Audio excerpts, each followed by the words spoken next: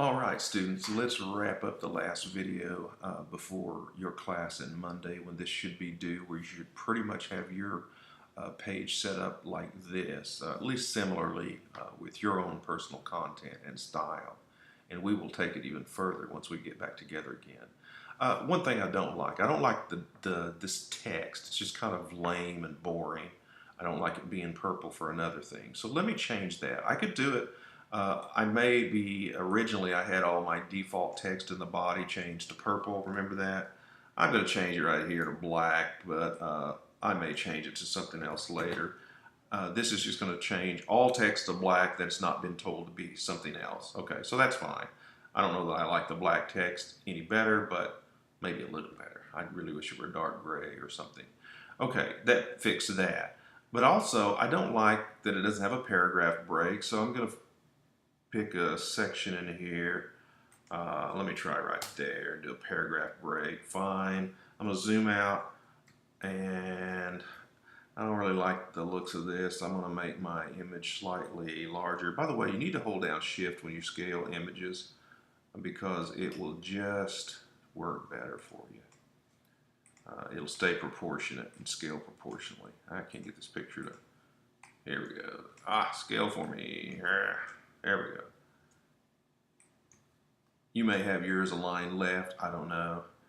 By the way, notice the bigger I make the picture, my text kind of restacks, which is fine. And the content area gets a little bit bigger. That looks a little bit better to me. I could make the text justified or whatever. I could open up the leading here by saying line height in the content area and make it a little bit bigger. One thing, I'm going to make this very first sentence, I want it to be bold. So what I'm going to do, I've got my property bar up. I could, or if I could go in the code and put a wrap around that particular sentence, but I'm just going to say, highlight it in design view. Here, remember again, you can't do it in live view. Design view, I'm going to say bold. When I click on text, my property bar actually takes on properties of text. You know, you can do bullets or numbered orders, indentions, etc.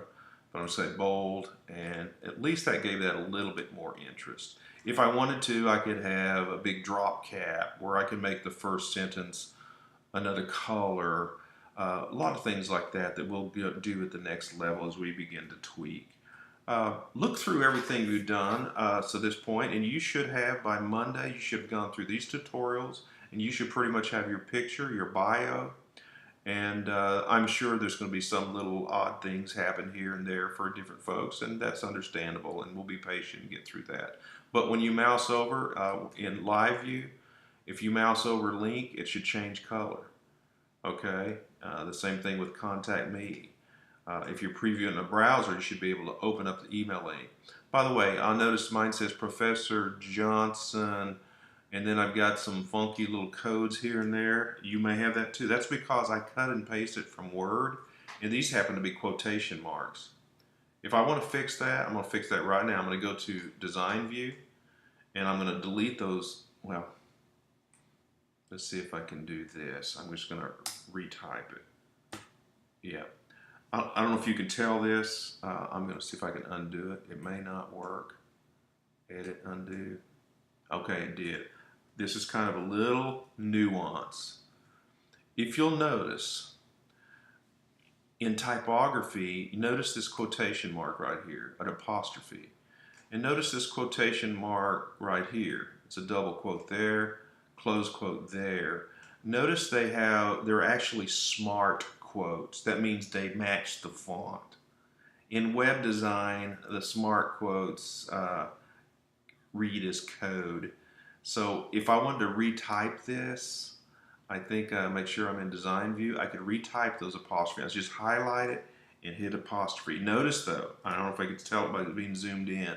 Right now it's style, it's kind of got a shape, but when I put in an apostrophe, it's going to be that vertical tick mark. It looks like feet or inches, right? And if I'm scroll everywhere there's an apostrophe or a quotation mark, I'd have to change that. I know that's kind of unpleasant and silly, but I'm going to type now a quotation mark, and it's a vertical tick, you know, instead of that stylized one.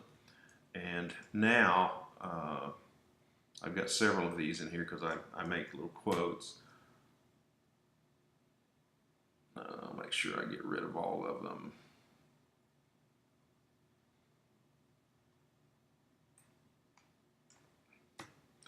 And basically that should be a single since it's internalized.